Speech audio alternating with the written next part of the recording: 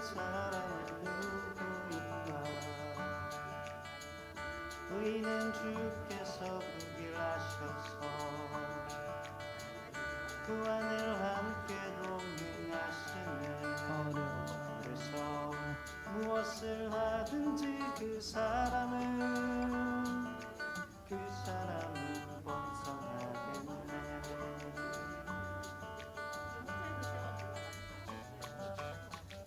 복 있는 사람은 누구인가. 복 있는 사람은 누구인가. 복 있는 사람은 누구인가. 복 있는 사람은 누구인가. 복 있는 사람은 누구인가. 복 있는 사람은 누구인가. 당신은 복 있는 사람인가. 나는 복 있는 사람인가. 이리 와봐. 얼굴 여기 이거 뭐. 오, 단단한데? 안녕하세요.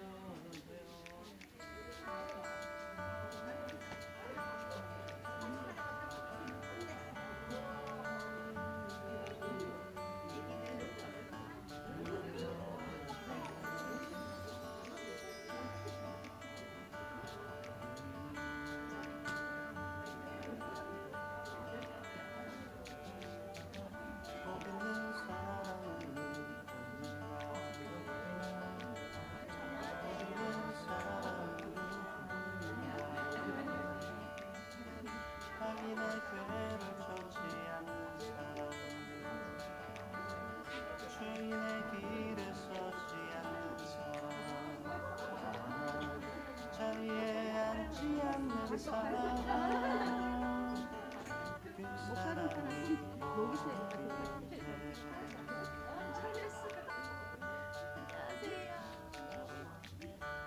있는 사람은 누구인가.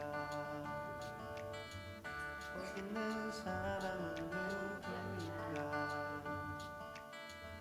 그의 즐거움은 주야로, 그 법을 주야로 묵상하는 사람. 그래서 강가에 심겨진 나무같이 열매를 맺는 사람. 푸른 잎사귀가 빛나는 사람.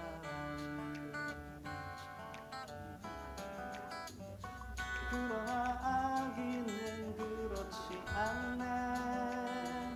바람에 날리는 겨와 같아서 심판을 견디지 못하고 의인의 회중에 들어가지 못하네. 그 길은 망하겠네. 그 길은 망하겠네.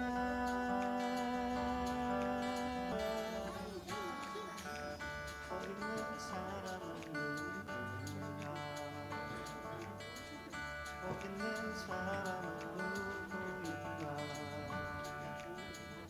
의인은 주께서 구길하셔서 그 안을 함께 동행하시네. 그래서 무엇을 하든지 그 사람은 번성하겠네.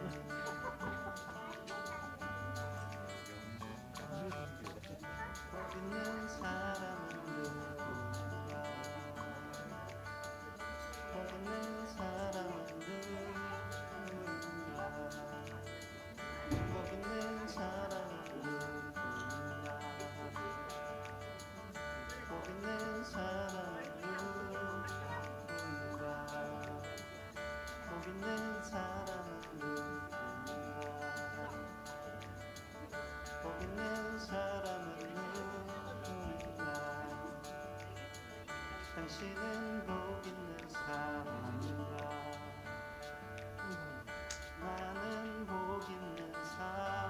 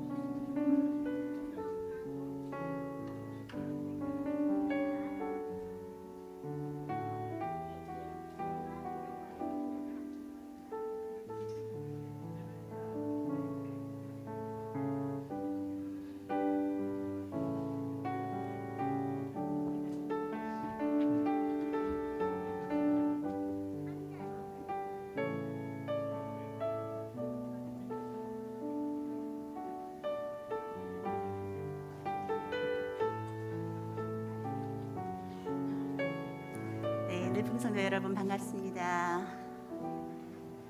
며칠째 비가 척척이 와서 참 좋은 것 같습니다. 많이 가물어서 걱정됐었는데요. 비가 많이 와서 좋고요.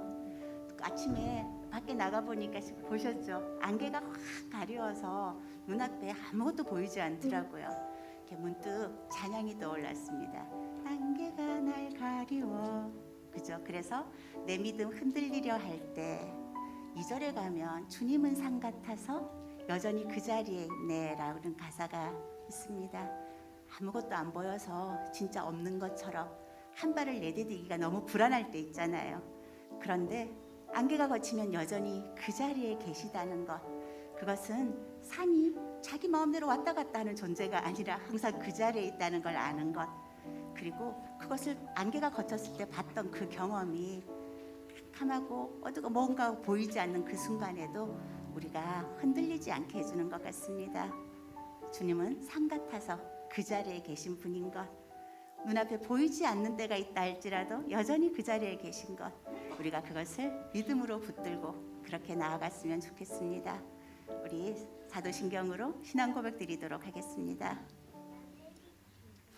전능하사 천지를 만드신 하나님 아버지를 내가 믿사오며 그 외아들 우리 주 예수 그리스도를 믿사오니 이는 성령으로 잉태하사 동정녀 마리아에게 나시고 본디오 빌라도에게 고난을 받으사 십자가에 못 박혀 죽으시고 장사한 지 사흘 만에 죽은 자 가운데서 다시 살아나시며 하늘에 오르사 전능하신 하나님 우편에 앉아 계시다가 저리로서 산 자와 죽은 자를 심판하러 오시리라. 성령을 믿사오며 거룩한 공회와 성도가 서로 교통하는 것과 죄를 사하여 주시는 것과 몸이 다시 사는 것과 영원히 사는 것을 믿사옵나이다. 아멘. 우리 다 함께 기쁨으로 찬양할까요? 주잡이 주잡이 춤추게 하네 모든 것 나의 찬양에 춤을 추며 자비 감사해 주 영광 외치게 하네 땅에서 주를 높이며 주의 영광 소리쳐 찬양해 넘쳐 흐르는 용서받은 영혼 이제 주를 보내 우린 멈출 수 없어 우리는 춤추는 세대들이 주 크신 자비로 춤추리라 주의 자비로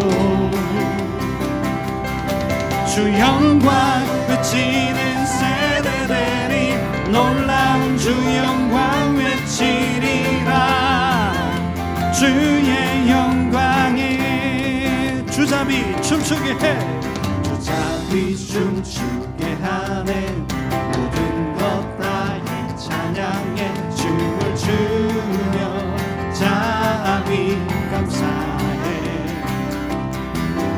주 영광 외치게 하네 땅에서 주 높이며 주의 영광 소리쳐 찬양해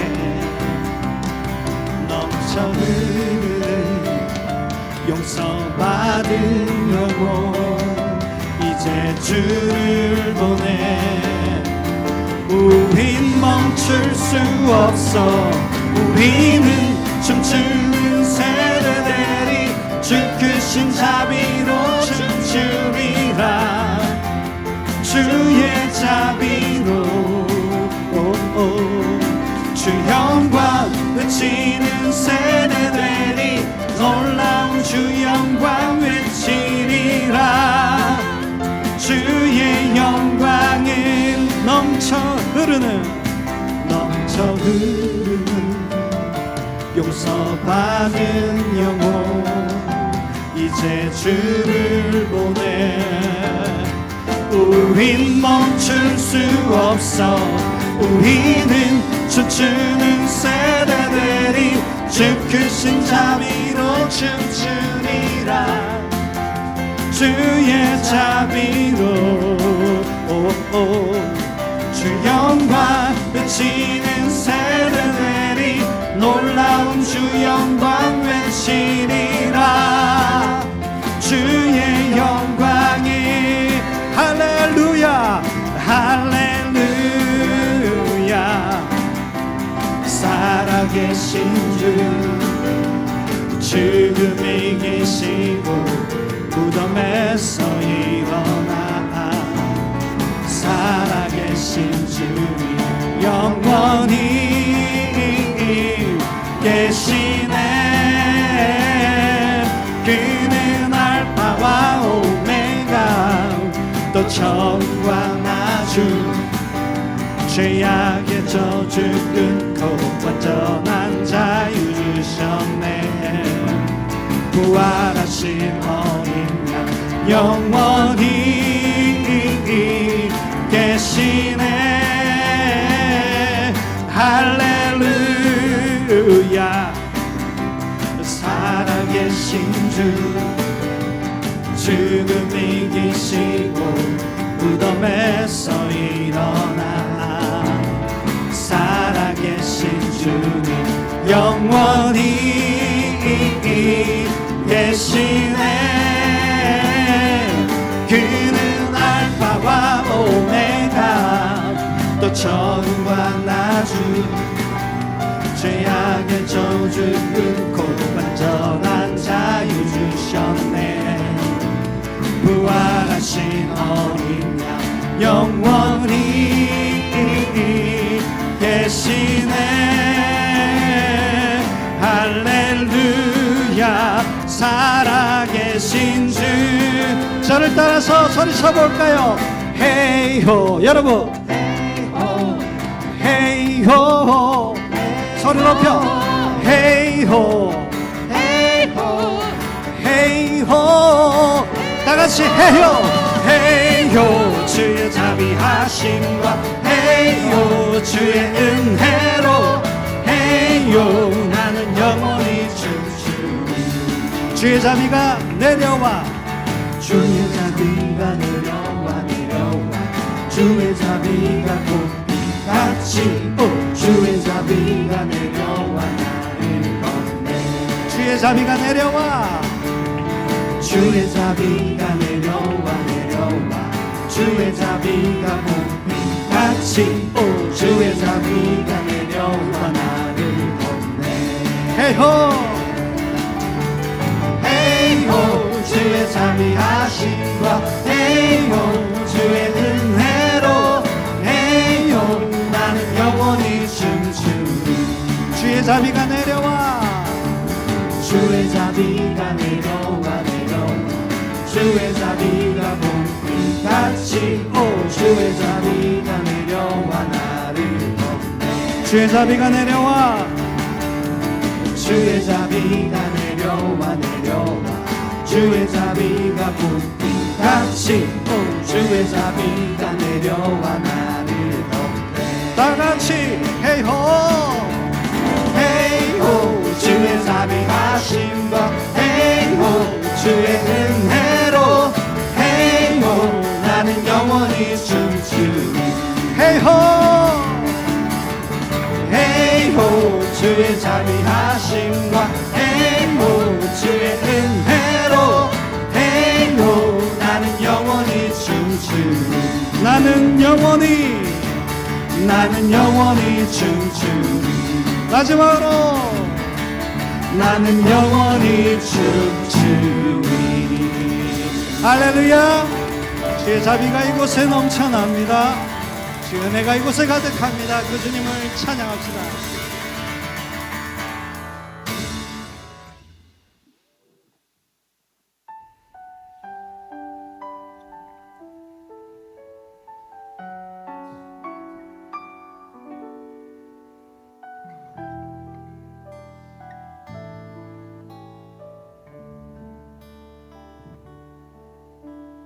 오직 주의 은혜로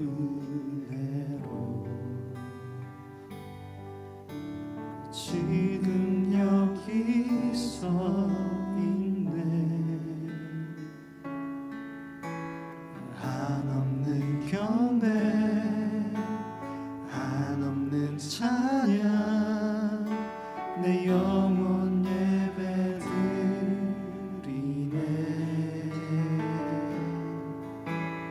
나를 위해 이 땅에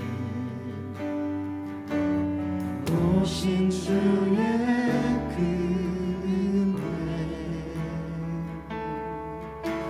십자가 고통 이기신 주님 그 은혜 어찌 잊으리. 주는 날 채우시네. 주는 보게 하시네. 살아가는 동안 은혜로만 살리 십자가 은혜로. 오직 주의 은혜, 오직 주의 은혜로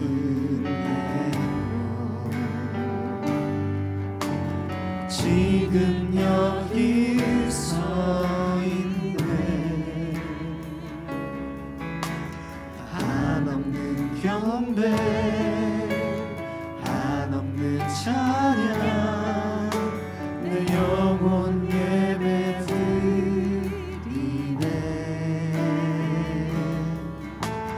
나를 위해 이 땅에 오신 주의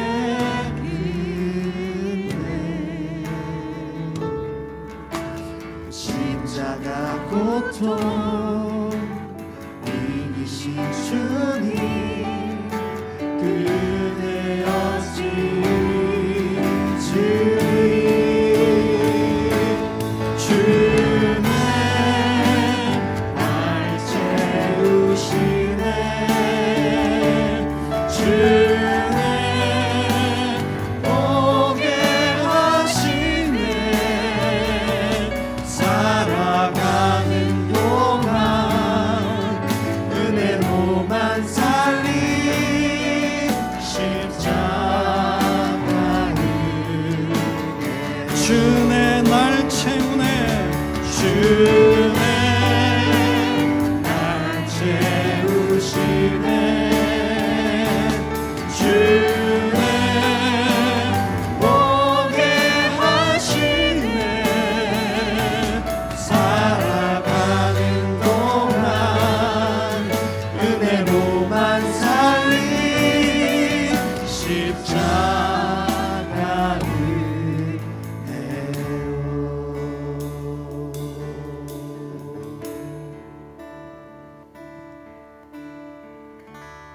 은혜 아니면 살아갈 수가 없네.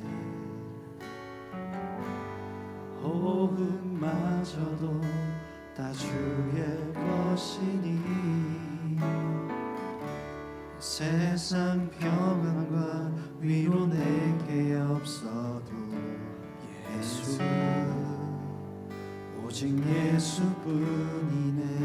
다시 고백할까요? 은혜 아니면 은혜 아니면 살아갈 수가 없네. 호흡마저도 다 주의 것이니 세상 평안과 위로 내게 없어도 예수 오직 예수뿐이네. 그 신계획 그 신계획 다 볼 수 없고 작은 고난에 지쳐도 주께 묻기 나의 모든 삶 버티고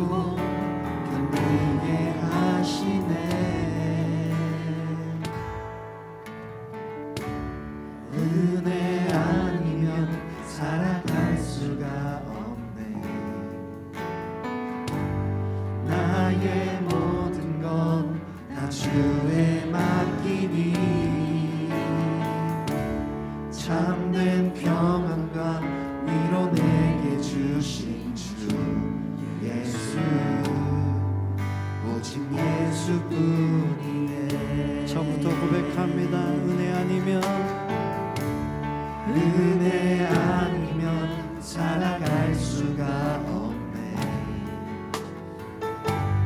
호흡마저도 다 주의 것이니 세상 평안과 위로 내게 없어도 예수, 오직 예수뿐이네. 그 신계획 그 신계획 다 볼 수 없고 작은 고난에 지쳐도 주께 묻기 나의 모든 삶 버티고 견디게 하시네. 그 신계획 그 신계획 다 볼 수 없고 작은 고난에 지쳐도 주께 묻기 나의 모든 삶 버티고 견디게 하시네. 은혜 아니면 살아갈 수가 없네. 나의 모든 것 다 주께 맡기니 참된 평안과 위로 내게 주신 주 예수. 우리 주님의 은혜를 생각하며 예수뿐 이 시간 조용히 묵상하며 나갑시다.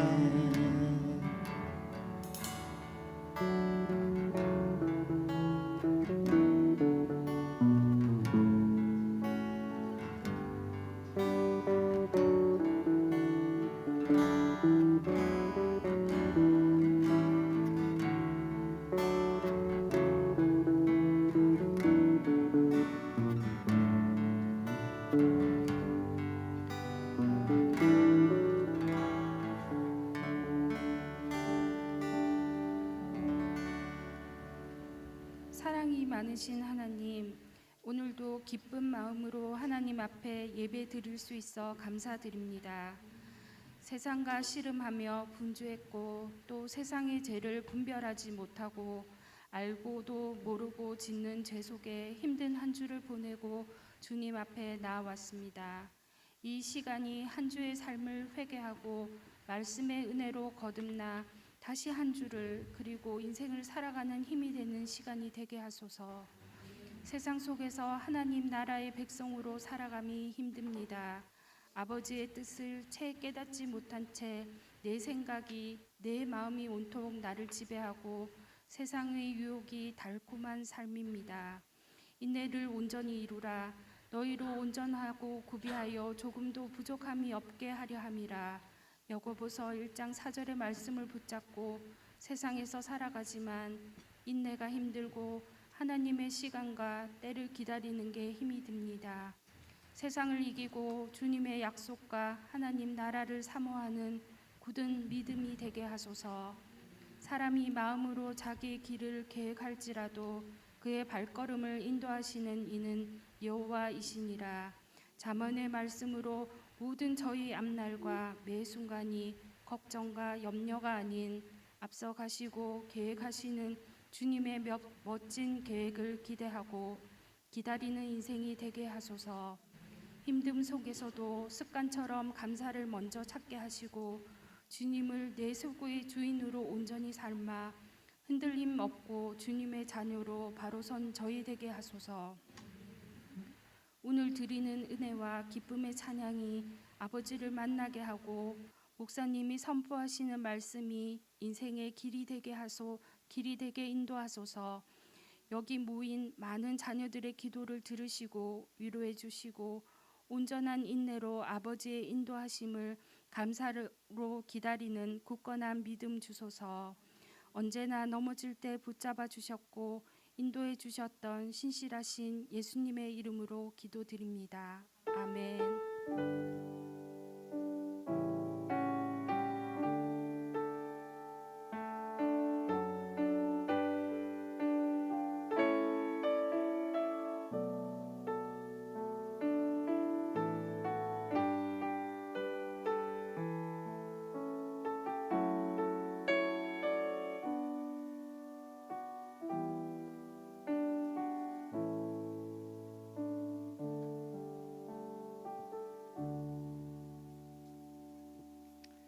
광고 말씀드리겠습니다. 우리 주보를 한번 봐주실까요? 예, 금주 안내, 내주 안내 나가 있습니다. 이번 주 청소는 설 명절 관계로 쉬도록 하고요. 그 다음 주 기도와 또 청소가 나가 있습니다. 다음 주일은 이 자리에서 우리 온 가족이 함께 예배를 드렸으면 좋겠습니다. 어린아이부터 우리 어른들까지 함께 예배 드리도록 하겠습니다. 기부금 영수증 신청하신 분들은 찾아가시기를 부탁드리고요. 혹시 신청을 이렇게 놓치신 분들은 우리 전사님께 말씀드리면은 바로 발급해 드리도록 하겠습니다. 네, 이번 한 주 우리 함께 외우고 묵상할 요절 말씀 볼까요? 선행으로 구원받지 못함. 디도서 3장 5절 말씀입니다. 함께 읽겠습니다. 우리를 구원하시되 우리가 행한 바 의로운 행위로 말미암지 아니하고 오직 그의 긍휼하심을 따라 중생의 씻음과 성령의 새롭게 하심으로 하셨나니. 아멘. 네, 우리 로마서 말씀 볼까요? 로마서 1장 7절에서 오늘 17절 말씀 함께 보도록 하겠습니다. 로마서 1장 7절에서 17절 말씀입니다. 제가 가진 성경은 신약 성경 238면에 있습니다. 로마서 1장 1절에서 17절 말씀, 저와 여러분이 한 절씩 교독하겠습니다. 로마에서 하나님의 사랑하심을 받고 성도로 부르심을 받은 모든 자에게 하나님 우리 아버지와 주 예수 그리스도로부터 은혜와 평강이 있기를 원하노라.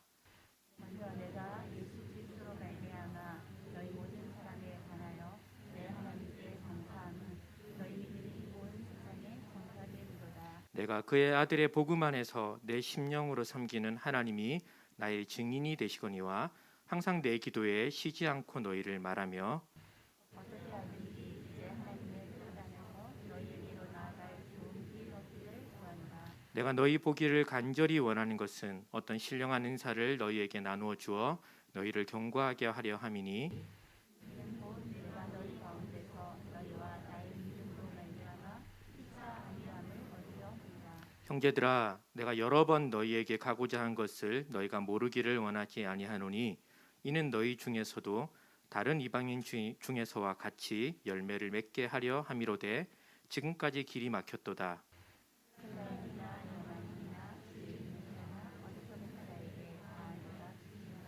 그러므로 나는 할 수 있는 대로 로마에 있는 너희에게도 복음 전하기를 원하노라.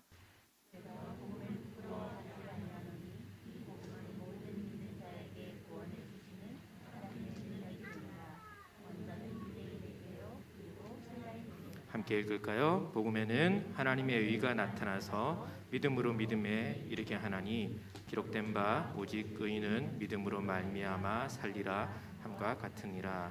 아멘. 네, 우리는 지난 2주간 이 로마서의 저자인 바울에 대한 말씀을 나누었습니다. 바울은 로마서에서 굉장히 이례적으로 6절이나 되는 긴 구절을 할애해서 편지의 발신자인 자신에 대해서 소개하고 있습니다. 지난주에 말씀드린 대로 당시의 편지의 형식에서 편지의 발신자를 먼저 쓰는 것은 일반적인 것입니다. 하지만 이렇게 길게 쓰는 것은 굉장히 이례적인 것이죠. 물론 이 바울이 보내는 편지가 당시에 일반적인 사람들 사이에 속하는 그 편지와는 성격이 좀 다르죠. 바울은 편지라고 하지만 그 안에는 하나님에 대해서, 예수 그리스도에 관해서, 그리고 우리의 신앙생활에 관한 내용들이 담겨 있기 때문에 편지의 구성이나 전개 방식이 당시의 일반적인 그 서신을 꼭 따라가지는 않습니다. 그렇다고 해도 로마서는 신약 성경에 있는 다른 이 바울의 서신들과 비교할 때도 발신자에 대한 소개가 지나치게 깁니다.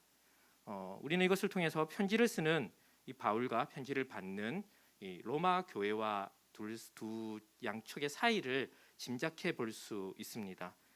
로마 교회는 이 편지를 쓰는 바울을 잘 모르는 듯합니다. 그 로마 교회는 바울이 한 번도 방문하지 않은 교회라는 것이 우리 사도행전을 보거나 당시의 서신들을 연구한 그 학자들의 굉장히 공통된 의견이거든요. 하지만 성경을 하나님의 말씀으로 읽는 우리의 관심은 단순히 로마 교회가 그 바울과 그 사이의 관계가 그렇게 깊지 않기 때문에 이렇게 길게 소개했다. 우리는 그것 자체에 관심을 우리의 관심의 대상이 아니죠.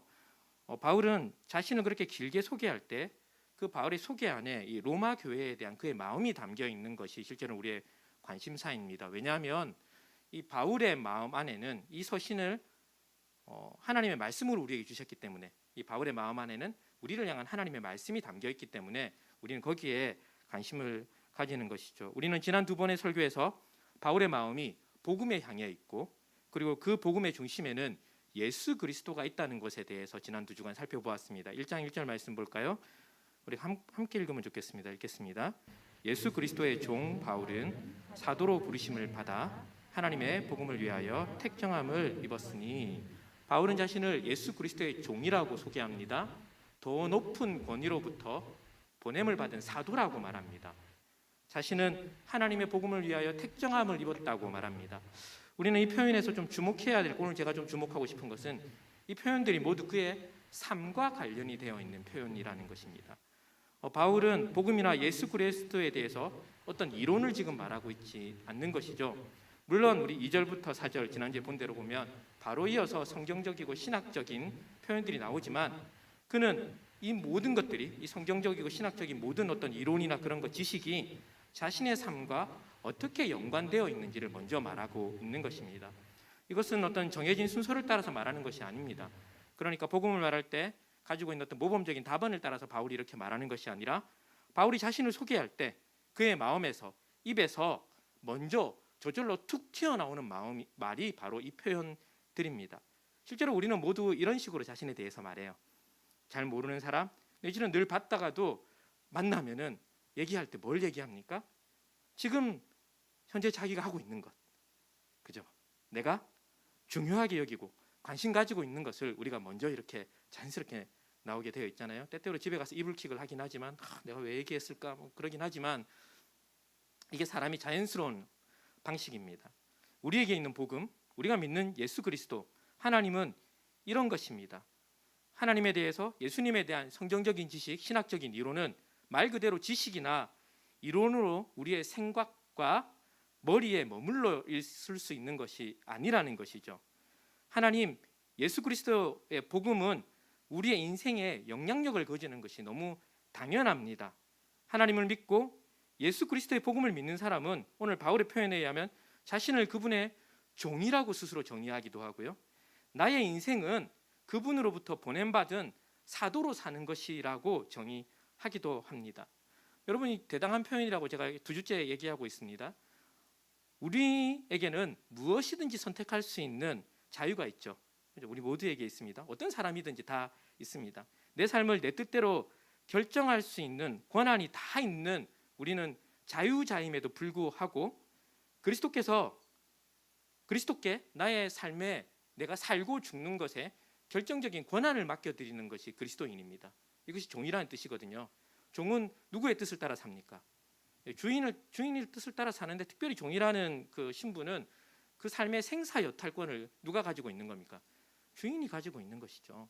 자유자예요. 우리 모두는 마음대로 여러분 하실 수 있습니다.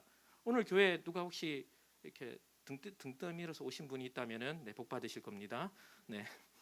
하지만 아무리 등을 떠밀어도 가기 싫으면 안 가요. 우린 다 자유자입니다. 우린 다 이런 권한을 가지고 있지만, 이 복음이라는 것은 우리가 누구의 종이라고 말할 수 있게 만드는 것이죠. 또 내 인생을 어떻게 정의합니까? 내가 임의대로 행하는 것이 아니라 나를 보내신 그분의 사도로 산다라고 내 인생을 정의하는 겁니다. 그러니까 너는 무슨 삶을 사는 거야? 라고 얘기했을 때, 나는 내 마음대로 살지 않고 더 높은 권위로부터 보냄을 받은 사도로 산다라고도 말하는 것입니다. 심지어 나는 복음을 위해서, 하나님의 복음을 위해서 처음부터 택정함을 입은 것이 내 인생이라고 말하게 하는 것이 이 복음이죠. 여러분, 복음이 무엇이기에 우리의 인생이 이렇게 결정적인 것입니까? 우리 지난주에 나눈 내용이죠. 복음이 무엇이기에 우리의 인생을 이렇게 다 바꿔놓는 것입니까? 바울은 이 서신 전체를 통해서 복음에 대해서 구체적이고 논리적인 설명을 쭉 해나가지만, 이 인사말에서도 복음에 대해서 짧지만 분명하고도 강력한 소개를 하고 있습니다. 이 복음은 다름 아닌 그의 아들에 관한 것인데, 그의 아들은 육신으로는 메시아지만, 육신으로는 이 땅에 그 육신을 가지고 왔지만은 죽음과 부활을 통해서 믿는 모든 자들을 구원할 수 있는 능력 있는 하나님의 아들로 앉은 메시아다라고 말했습니다. 우리 지난주에 살펴본 내용이지. 한번 볼까요? 1장 3절부터 보겠습니다. 그의 아들에 관하여 말하면 육신으로는 다윗의 혈통으로 에서 나셨고 성결의 영으로는 죽은 자들 가운데서 부활하사, 같이 읽어보겠습니다.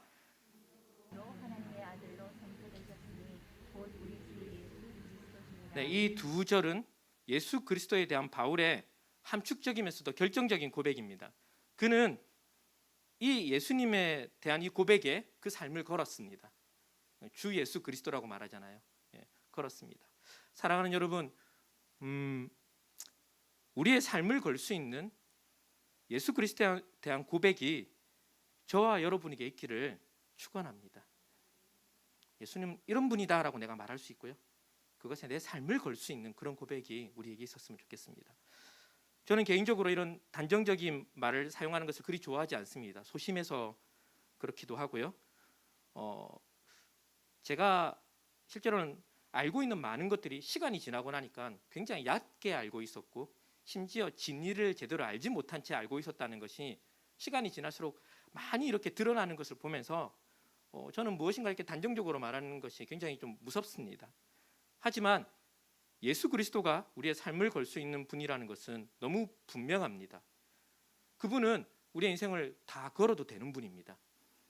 아니, 다 걸어야만 허무하고 불안한 이 땅의 삶에서 참된 삶을 살 수 있게 됩니다. 이것은 절대적인 것입니다. 제가 이렇게 얘기를 좀 나눠보면요, 상담을 하시는 분들이나 어떤 심리학을 공부하시는 분들은 이런 표현을 굉장히 불편해하더라고요. 절대적이라는 것. 우리의 지식과 경험을 근거로 절대적이라고 말을 붙일 수 있는 것이 없고, 또 이런 표현은 그 대화를 하는 상대의 마음을 닫게 하기 때문에 좋지 않은 거라고 저한테 얘기하더라고요. 절대로 목사님 그런 말씀이 안 된다고 저한테 얘기하더라고요. 저 역시 이런 것이 불편하고, 특별히 시대가 점점 이런 말을 하는 사람들을 불편해하는 쪽으로 흘러가고 있기 때문에 조심스럽습니다. 하지만 우리가 한번 좀 생각해 볼까요? 우리가 이런 단정적인 표현이 불편한 이유와 근거가 무엇일까요? 저는 사람들이 저 너무 싫어, 저렇게 말하는 사람 싫어라고 말하지만 이것이 불편한 이유와 근거에 대해서는 별로 생각하지 않는 것 같아요. 단정적인 말의 옳고 그름을 떠나서, 옳지 않은 말을 계속 말하는 것은 틀렸습니다. 하지만 옳고 그름을 떠나서 혹시 내가 내 인생의 절대적인 존재라고 생각하기 때문에 우리가 불편한 것 아닐까요? 여러분, 만약 이 이유가 맞다면, 내가 내 인생의 주인이고 내가 절대적인 존재여야 되는데 무엇인가 절대적인 것이 나의 삶을 들어와서 이렇게 재단해내고 판단해내는 것이 불편하다면, 그래서 내가 절대자라고 생각한다면, 실제로 우리 마음에 가장 불편한 존재는 절대자이신 하나님이실 겁니다. 하나님은 나는 스스로 존재하는 자라고 얘기했거든요. 이게 영어로 I am who I am인데 나는 나다 이렇게 말하는 겁니다. 무슨 말이냐면 어떤 다른 원인에 의해서 자신의 존재가 결정되는 것이 아니라 자신이 스스로 존재의 이유가 되는 절대자라고 하나님은 자신에 대해서 알려주셨습니다. 이 말씀대로 하면요, 그분만이 스스로 존재할 수 있다면 나머지 존재들은 이 절대자에 기대어 살아야 합니다. 그러니까 전능자의 그늘 아래서만 나머지 존재들은 살 수 있는 것이죠. 복음은 우리를 바로 이 절대자에 기대어 살도록 우리를 부르고 있는 겁니다. 실제로 이것은 사람의 원래 자리라고 제가 자주 말씀드립니다. 그렇죠? 복음은 처음 사람이 창조되었던 그 자리로 회복시키는 것이죠. 그 자리에서만 우리는 삶의 의미를 찾을 수 있습니다.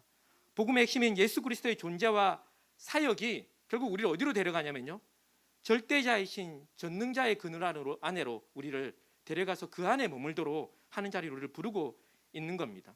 그런데 만약 복음을 알고도, 예수 그리스도를 알고도 우리의 삶의 고백에 예수 그리스도가 없다면, 그러니까 내가 툭 튀어나가는 말이, 내가 늘 관심을 가지고 내 자신에 대해서 툭 나가는 말에 예수 그리스도가 없고 다른 것이 내 입에서 자연스럽게 나오고 있으면 우리는 원래의 자리를 회복해야 되는 겁니다. 예수를 주 예수 그리스도로 고백하고 그것이 내 인생의 전부가 되는 자리로 우리는 지금 가야 하는 것이죠. 바울은 로마교회 성도들을 향해 이렇게 부릅니다. 서신의 형식을 따라서 그 인사말의 가장 마지막에는 수신자가 누구인지를 이제 밝히는데요. 7절에 보면 로마교회 성도들을 이렇게 부르고 있습니다. 로마에서 하나님의 사랑하심을 받고 성도로 부르심을 받은 모든 자에게 하나님 우리 아버지와 주 예수 그리스도로부터 은혜와 평강이 있기를 원한다라고 말합니다. 바울은 그 로마 교회 성도들을 뭐라고 부르냐면요, 하나님의 사랑하심을 받았고 성도로 부름을 받은 존재라고 지금 다 얘기하고 있는 겁니다. 로마 교회 성도들 중에 하나님의 복음을 믿었고 예수 그리스도를 주로 받았다면 그 사람은 전부 다 하나님의 사랑을 받고 거룩한 하나님의 백성을 받은 자들이라고 부르고 있는 것입니다. 사랑하는 성도 여러분, 오늘 이 자리에 계신 우리 모두에게 이 말씀이 들리고 하나님의 복음, 예수 그리스도에 대한 말씀이 지금 나에게 부담으로 온다면 그분은 하나님의 거룩한 백성이고 하나님의 사랑하심을 받은 자입니다. 그러니까 오늘 이 말씀이 들린다면, 부담으로 온다면 그분은 바울이 지금 고백하듯이 하나님의 사랑하심을 받았고 거룩한 백성으로 부름을 받은 자들입니다. 그리고 이 길로 부르심을 받은 사람이 은혜와 평강을 얻을 것은요, 하나님을 아버지라고 부르고 예수님을 주님이라고 부르는 그 자리에 그 사람이 은혜와 평강을 얻을 수 있는 겁니다. 소망하기는 저와 여러분의 인생이 이 은혜를 알고 누리기를 바랍니다. 네.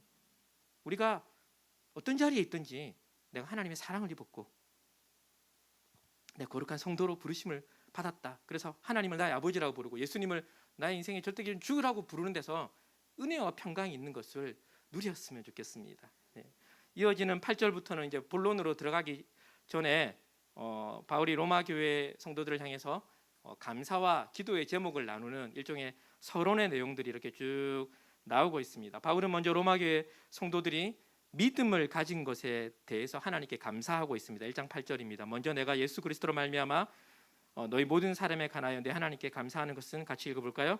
너희 믿음이 온 세상에 전파되리라. 네, 이 감사의 특이점은 이런 겁니다. 하나님께 감사합니다.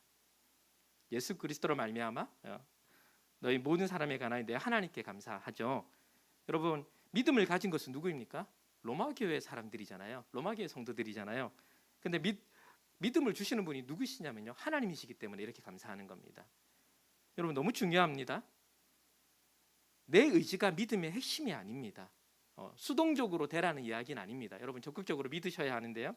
근데 믿음은 내가 믿고 싶은 것을 믿는 것이 아니라 하나님께서 주시는 믿음을 따라 가는 것입니다. 우리의 믿음은 예수 그리스도를 통하여 우리에게 열려진 그 길을 따라서 사는 믿음입니다. 그래서 여러분, 적당한 믿음은 없습니다. 믿음이 주체가 나라면요, 내 나름대로 수준을 정할 수 있을 겁니다. 그렇죠?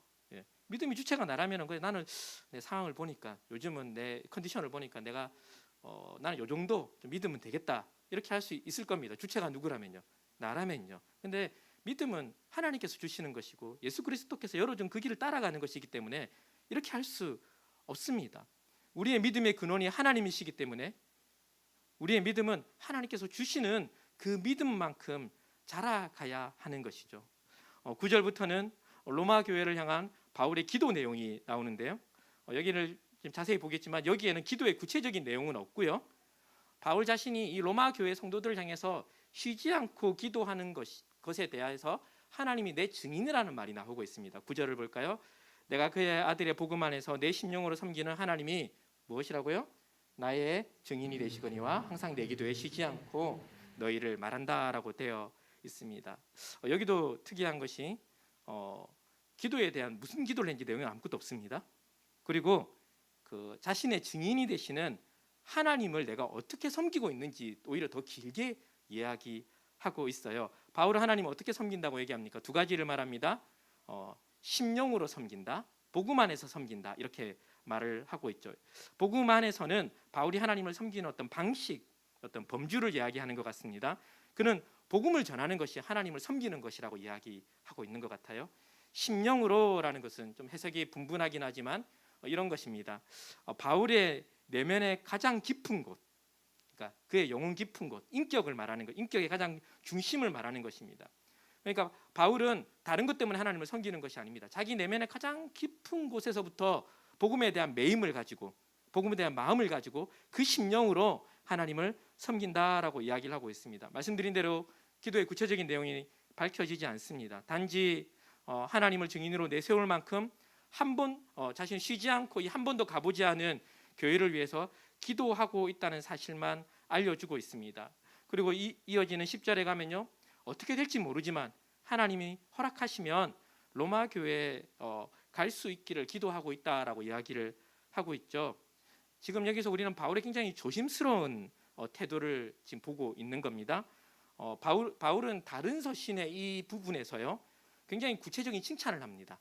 내가 너희를 이렇게 칭찬한다라고 말을 하기도 하고요.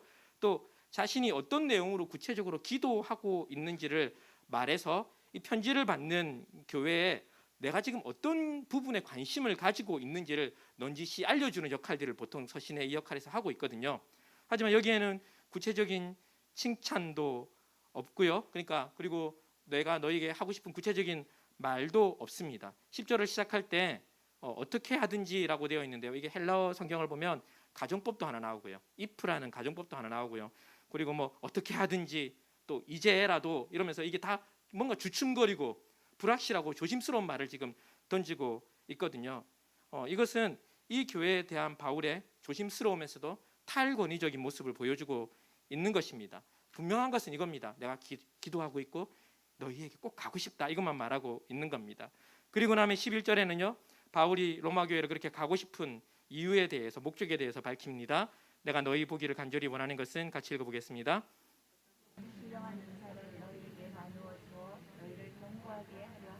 네, 아직 바울은 그들을 만나지 못했기 때문에 이 로마 교회에 어떤 필요가 있는지를 정확하게 모릅니다. 모르고요. 하지만 그들의 믿음이 견고하게 되기를 원하고 있어요. 그래서 어떤 신령한 은사라는 것은 무엇인가를 딱 정해놓지 않은 겁니다. 가봐야 하는 거죠. 하지만 자신에게 있는 어떤 복음의 가르침이나 하나님의 말씀에 권면을 주겠다는 것이죠. 여기에서도 조심스러운 마음들이 계속해서 지금 묻어 있는 겁니다. 12절에는 그의 어떤 겸손한 마음들이, 이 로마 교회를 향한 겸손한 마음들이 더욱 드러나고 있습니다. 혹시 내가 견고하게 하려고 한다라고 했을 때 마치 그것이 자신에게 모두 다 있는 것처럼 그렇게 교만하게 보일까봐, 또는 이것이 굉장히 일방적으로 보이는 것에 대한 오해를 풀기 위한 이야기들을 바로 하고 있습니다. 12절 말씀 보겠습니다. 이는 곧 내가 너희 가운데서 너희와 나의 믿음으로 말미암아 피차 아니함을 얻는다라고 이야기를 하고 있습니다. 그러니까 이 방문의 목적은 내가 너희에게 주고자 하는 것도 있지만 뭐도 있다는 겁니까? 너희들을 통해서 나도 위로와 격려를 얻기를 원한다는 것이죠. 기독교의 복음에 너무 중요한 정신이 여기 담겨 있는 것 같아요. 물론 이 부분을 좀 이렇게 외교적인 색채를 가지고 이렇게 볼 수도 있습니다.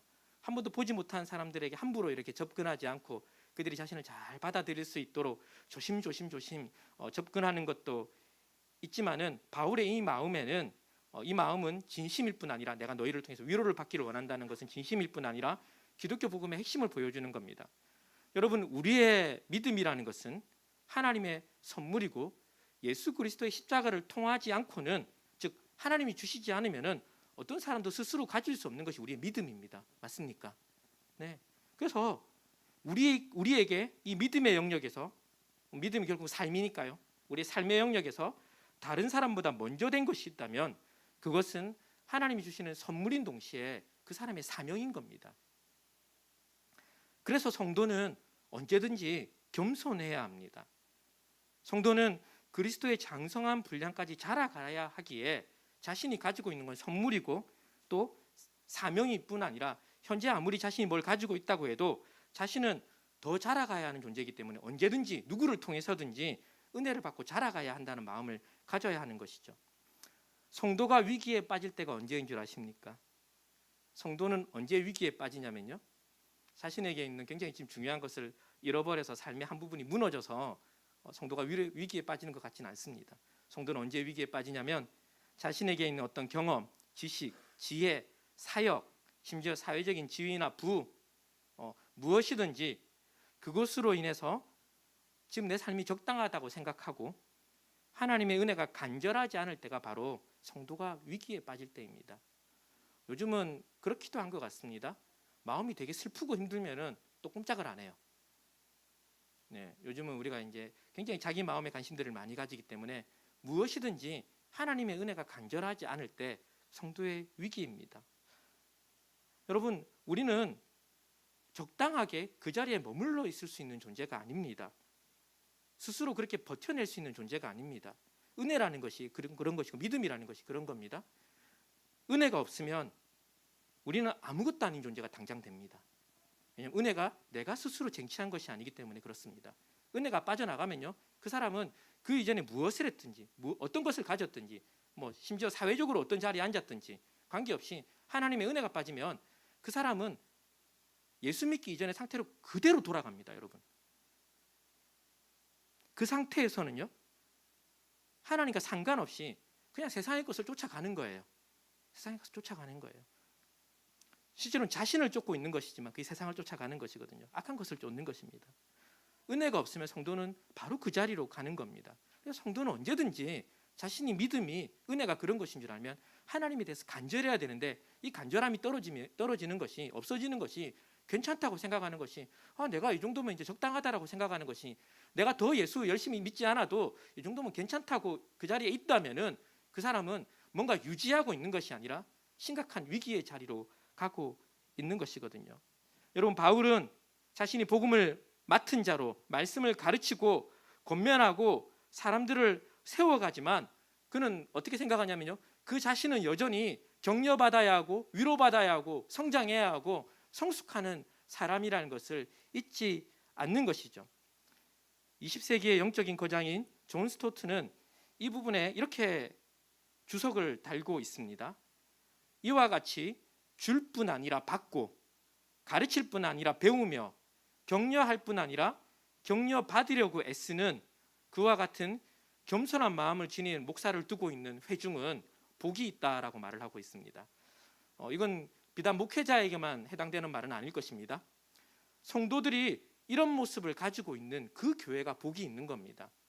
자신에게 있는 것이 은혜인 줄 알고, 그래서 있는 것을 나눠주기도 하지만은 여전히 은혜 받아야 되는 줄 알고 배우고 받고 격려하고 위로받는 그런 교회가 복된 교회가 되는 것이죠. 바울은 이렇게 굉장히 좀 조심스럽고 겸손한 마음으로 이 로마교회에 접근하고 있지만, 이어지는 13절부터는 그럼에도 불구하고 복음을 향한 자신의 사명과 열정을 좀 분명하게 드러내고 있습니다. 13절 한번 보겠습니다. 형제들아, 내가 여러 번 너희에게 가고자 한 것을 너희가 모르기를 원하지 아니하노니 이는 너희 중에서도 다른 이방인 중에서와 같이 열매를 맺게 하려 함이로되 지금까지 길이 막혔다라고 말하고 있습니다. 바울은 조심스러움에도 불구하고 그가 로마 교회에 가서 다른 이방인 지역과 마찬가지로 복음의 열매를 맺게 하겠다는 그의 마음을 분명하게 밝히고 있습니다. 여러분, 로마 교회는 이미 누군가에 의해서 복음이 전해졌고 성도들이 예수를 믿고 성도들이 생겨났고 든든한 교회가 세워졌습니다. 하지만 바울은 여전히 이곳에서 열매 맺기를 원하고 있는 겁니다. 이것은 바울이 평소에 가지는 좀 태도와 다릅니다.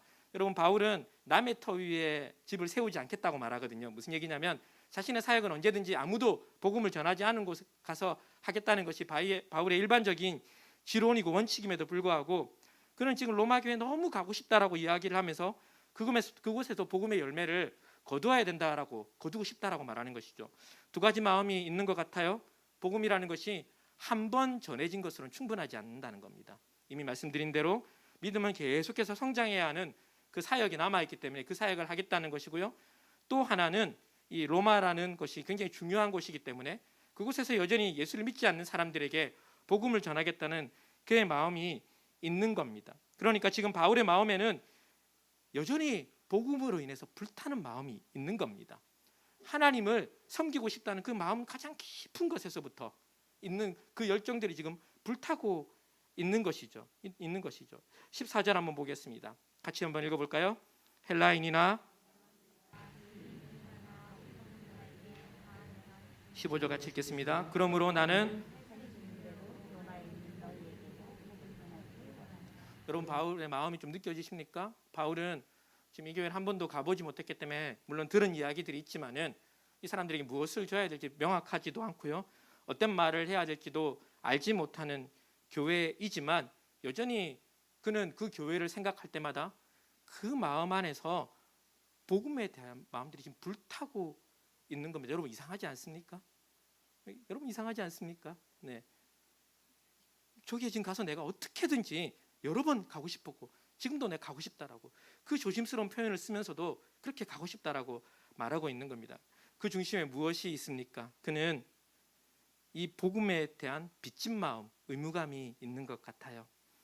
사랑하는 여러분, 저는 굉장히 충격적인 이야기로 우리가 좀 들어야 된다고 생각합니다. 바울의 말에 의하면 저와 여러분 빚진 자예요. 그 복음을 믿고 있으니까. 예수를 믿는 사람 모두 다 빚진 자입니다. 여러분, 빚진 자의 마음을 혹시 아시는지 모르겠습니다. 세상에 이렇게 불편한 게 없어요. 그리고 이렇게 수치스러운 것이 없습니다. 그래서 빚을 진 사람에게 가장 큰 열망이 무엇입니까? 그 빚을 해결하는 거예요. 현대 그리스도인들은 예수를 믿으니까 안심하는 것 같아요. 내가 지금 믿음을 따라서 조금 못 살아도 그래도 난 구원 얻었잖아, 이러면서 좀 안심하는 것 같아요. 오히려 예수를 믿는 사람들은 빚진 자가 아니라, 그러니까 채무자가 아니라 빌려주고 받을 것이 있는 채권자와 같은 마음으로 신앙생활을 하는 것처럼도 보입니다. 내가 하나님을 믿었으니까 하나님께서 내 믿음의 대가로 무엇인가를 주어야 하는 분으로 좀 생각하는 것 같아요.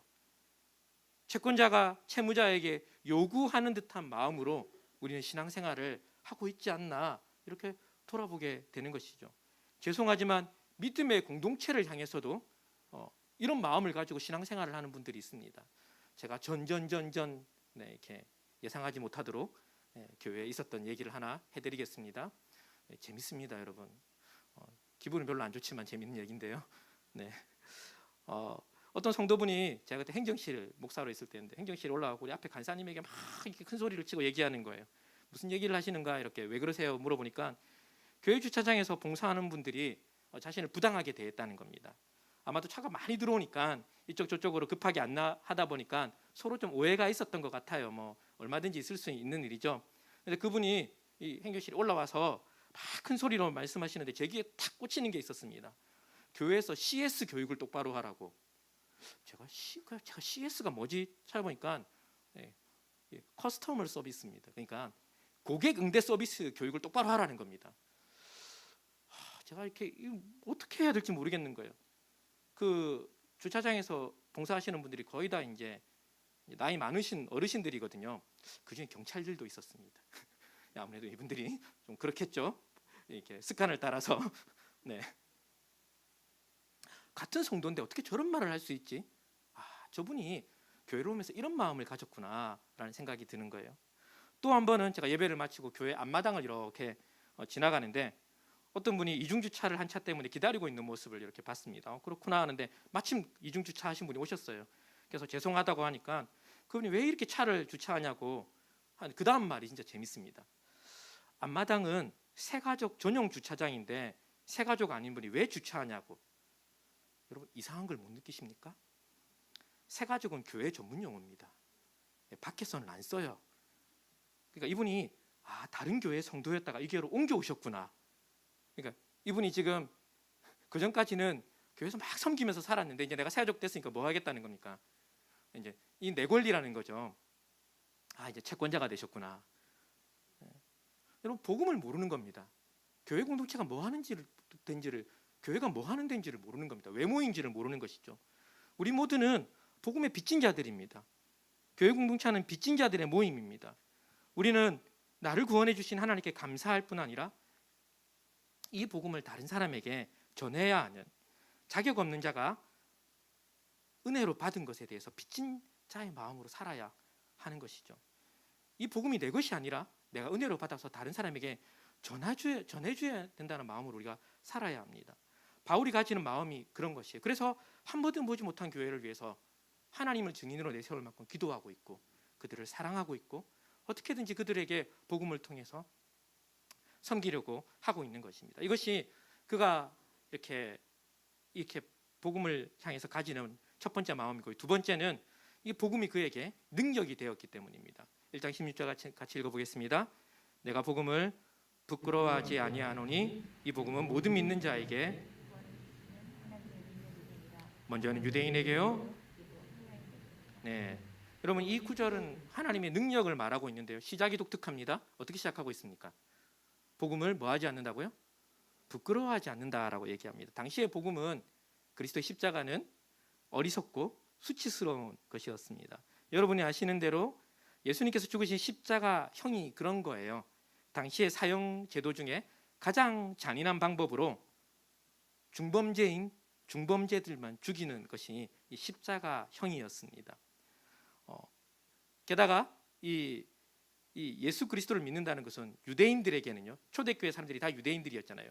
자신의 민족을 배신하는 거였어요. 그러니까 이들에게 이 복음이라는 것이 굉장히 실제의 삶에서도, 사회적인 인식에서도 불편한 겁니다. 누가 이 부분을 이렇게 얘기하더라고요. 우리가 십자가 목걸이 달고 다니잖아요. 그분의 표현에 의하면 왜 현대로 치면은 우리나라는 없지만 미국에 가면 왜 그 사형소들을 이렇게 사형시키는 그 형틀 의자 있잖아요. 그걸 미니어처로 만들어서 목에 달고 있는 거다. 네. 여러분, 당시의 십자가가 그런 것이었습니다.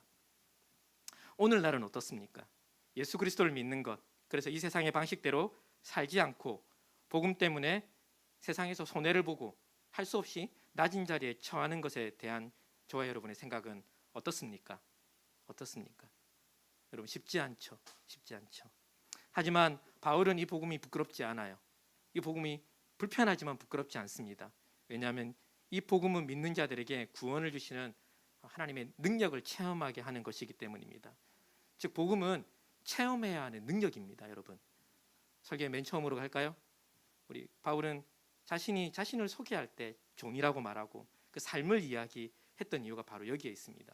복음이라는 것은 그냥 우리의 머리에 그냥 이론으로 잘 설명해내는 것이 아니라 체험해야 될, 능력으로 체험해야 하는 것이 복음입니다. 세상을 따르지 않고 세속에 물들지 않고 하나님의 방법으로 살고 빚진 자로 살고 내 삶의 주권을 하나님께 종으로 넘겨드리고도 아무 문제가 되지 않는 이 복음은 우리에게 능력으로 체험되는 것입니다. 사랑하는 여러분, 어떻습니까? 바울이 믿는 복음과 지금 우리가 믿는 복음이 같습니까? 다릅니까? 여러분, 다른 것이라면요, 오늘 다른 것을 알았다면 뭐 좀 다르다고 생각한다면 지금 우리는 인생의 가장 중요한 위기에 있다는 것을 깨달은 것입니다. 바울의 복음과 내 복음이 달라? 그럴 수 있지가 아니라 지금 내 인생이 굉장히 중요한 위기 가운데 있구나라는 것을 지금 우리가 알게 된 것입니다. 왜 그렇습니까? 복음은 능력인데요, 무엇을 주는 능력입니까? 구원을 주시는 능력이기 때문에 그렇습니다. 복음을 모르면 목숨을 잃는 것이에요. 복음을 모르면 목숨을 잃는 것까지는 아니더라도요, 목숨이 있으나 살았으나 죽은 것과 진배 없는 삶을 살고 있는 것이 복음을 모르는 것의 결과입니다. 여러분, 복음에는 하나님의 의가 나타나요. 1장 17절 볼까요? 복음에는 하나님의 의가 나타나서 믿음으로 믿음에 이르게 하나니 라고 말하죠. 하지만 이 복음이 없는 곳에서는 바로 18절에 가면요, 무엇이 나타나는지 한번 보시겠습니까? 네, 하나님의 진노가 나타납니다.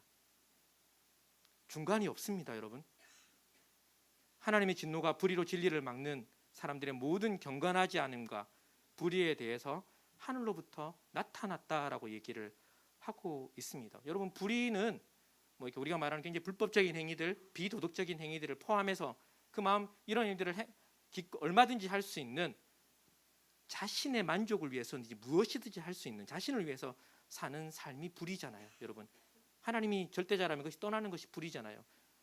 이것이 진노의 대상이라고 말을 합니다.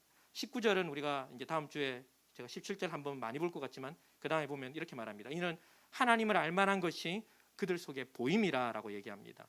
하나님께서 이를 그들에게 보이셨다라고 얘기를 하고 있습니다. 예수 안 믿는 사람들에게만 충격적인 이야기는 아닐 것 같습니다. 오늘도 우리는 복음이 무엇인지, 예수 믿는 것이 무엇인지 굉장히 분명하게 듣고 있지 않습니까? 하나님 말씀하셨어요. 이렇게 살아야지 제대로 사는 것이라고, 이렇게 살아야지만 너희가 생명을 얻는다고 얘기하고요, 이렇게 살지 아니하면은 그 결과들을 분명하게 말씀하신 이후에 우리를 이 생명의 상태로 우리를 이끌고 계신 겁니다. 사랑하는 여러분, 이 복음, 예수 그리스도에 우리의 생명이 달렸다는 것을 경험하셨으면 좋겠습니다. 얼마나 능력 있는지 좀 경험했으면 좋겠습니다. 그냥 우리의 머리에 삶에 머무르도록 그냥 두지 마십시오. 그러면 다른 것이 우리의 삶을 이끌고 가고 있습니다. 사랑하는 여러분, 하나님께서 그 일을 하실 겁니다. 저와 여러분에게 어떤 능력이 있어서 그런 것이 아니라 복음이 그런 것입니다. 예수 그리스도가 그런 것입니다. 여러분, 지난주와 이어서 똑같은 도전을 할까요? 여러분, 예수 그리스도를 여러분의 삶의 중심에 두십시오. 복음을 중심에 두십시오. 그래서 이 성경이 말하는 능력들을 여러분 경험하십시오.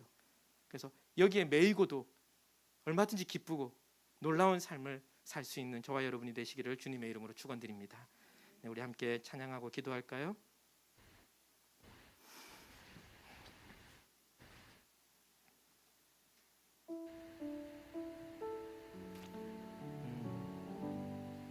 여러분, 제가 도전하기 위해서 좀 날이 선 표현들을 이렇게 오늘 많이 썼지만, 저는 이 말씀을 듣는 여러분이 이 구절의 첫 구절에 해당되는 분이라고 저는 믿습니다. 이 말씀을 듣는 분들이 우리가 주의 은혜로 여기에 서 있는 겁니다.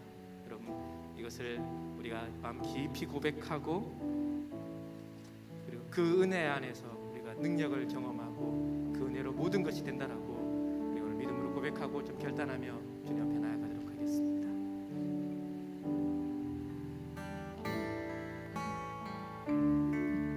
오직 주의 은혜로, 오직 주의 은혜로 지금 여기 서 있네. 지금 여기 서 있네. 한없는 경배, 한없는 찬양, 내 영혼 예배드리네. 나를 위해 이 땅에, 나를 위해 이 땅에 오신 주의 그 은혜, 오신 주의 그 은혜. 십자가 고통, 십자가 고통 이기신 주님, 그 은혜 어찌 잊으리. 주는 날 채우시네. 주는 오게 하시네. 살아가는 동안 은혜로만 살리 십자가에. 우리 처음부터 고백할까요? 우리가 오직 주의 은혜로 살고 있습니다. 오직 주의 은혜로 아멘. 지금 여기 서 있네. 한없는 경배, 한없는 찬양, 내 영혼 예배드리네.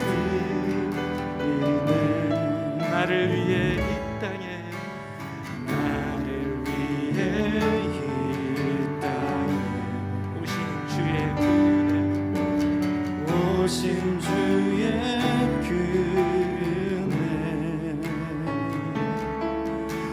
십자가 고통 이기신 주님, 그 은혜 어찌 잊으리. 아멘.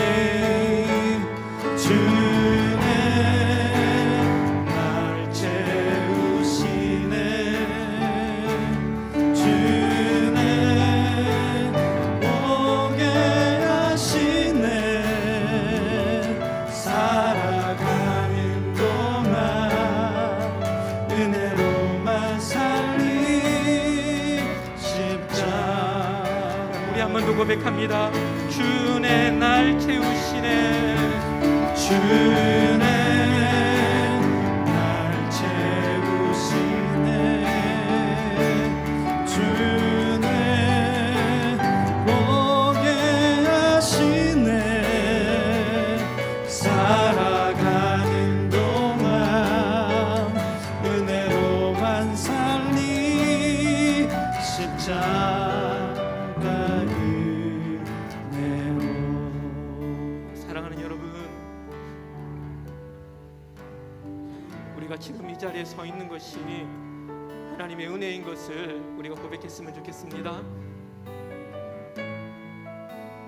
여러분의 마음에 어떤 것이 이 고백을 하는데 걸림이 되는지를 제가 모르지만, 여러분 믿음으로 이 고백을 함께 하셨으면 좋겠습니다. 이 은혜가 아니면은 우리가 이 자리에 있지 못했을 것입니다. 그리고 이 은혜는 앞으로 우리의 삶을 이끌어갈 것입니다.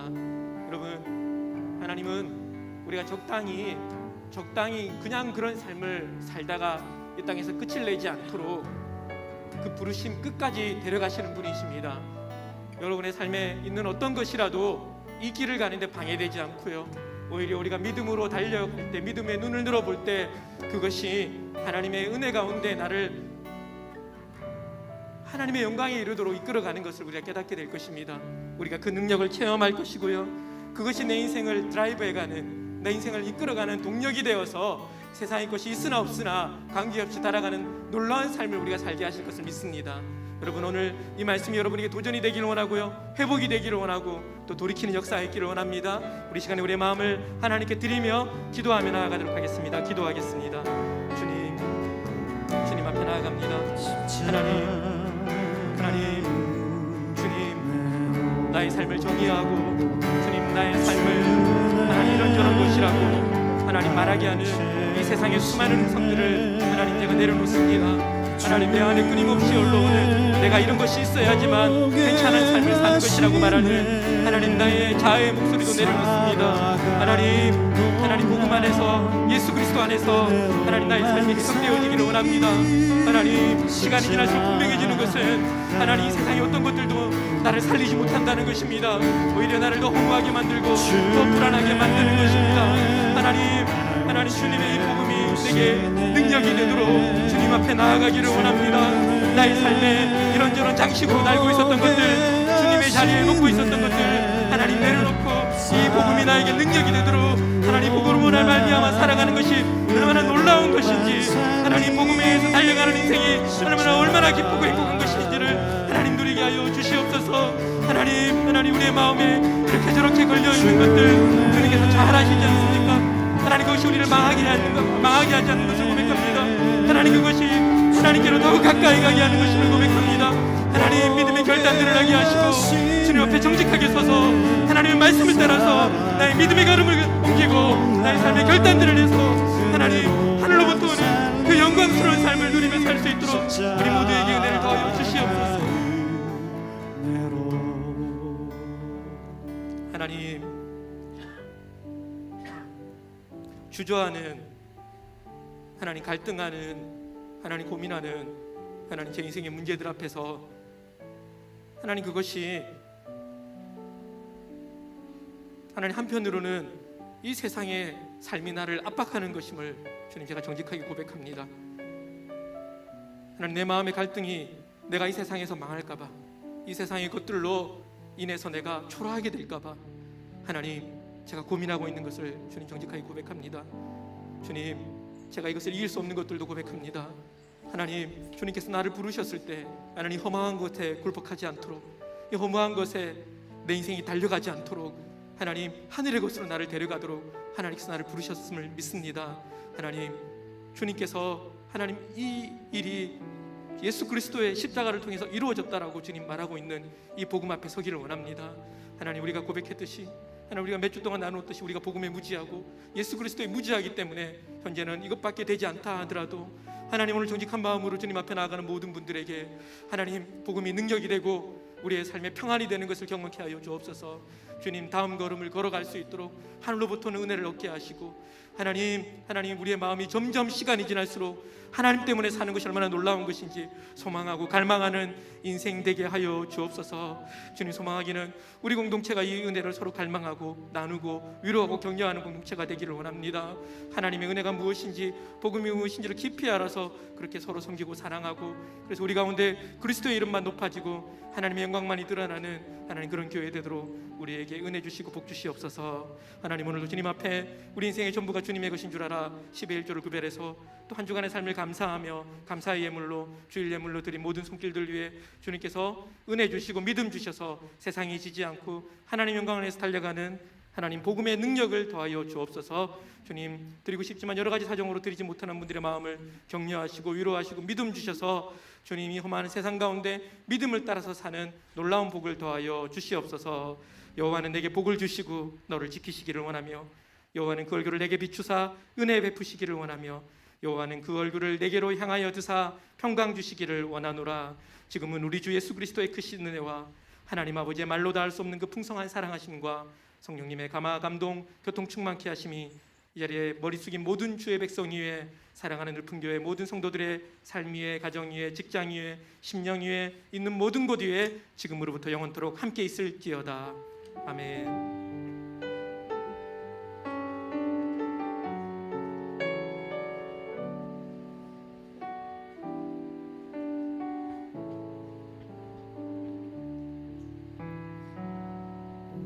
네, 감사합니다. 우리 옆에 분하고 인사할까요? 우리 복음으로 삽시다 이렇게 한번 인사할까요? 네, 네. 사랑합니다도 붙여주시면 좋겠습니다.